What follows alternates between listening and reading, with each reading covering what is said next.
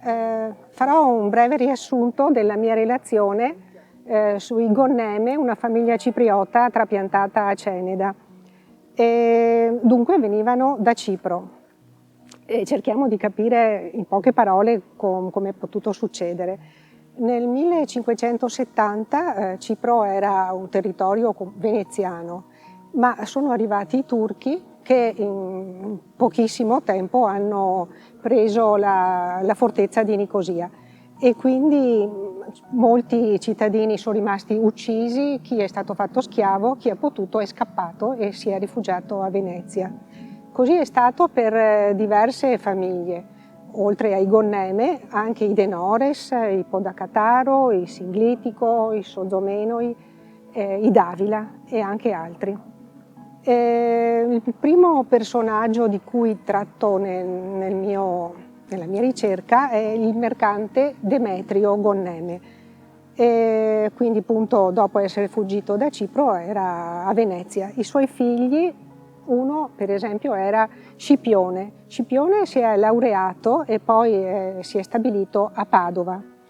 Lì si è fatto famiglia e ha avuto un'unica figlia, Polissena, che poi ha sposato un conte d'Avila. Quindi per dire come queste famiglie cipriote erano sempre in contatto tra di loro. E questo è chiaro pensando alla sorte triste che avevano subito. Poi il figlio che per noi è più importante, il figlio del mercante Demetrio, è Filippo, perché Filippo si è trasferito invece a Ceneda.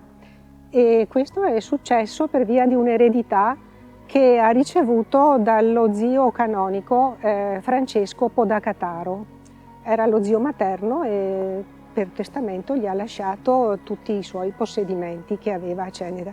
Così alla metà del 600, verso il 1650, Filippo si è venuto a vivere a Ceneda e la famiglia Gonneme è andata avanti qui per altre 3 generazioni, imparentandosi con altre altolocate della zona, con i Piccoli, con i Sarcinelli di Conegliano, con i Mazzacani e con i Perucchini per esempio.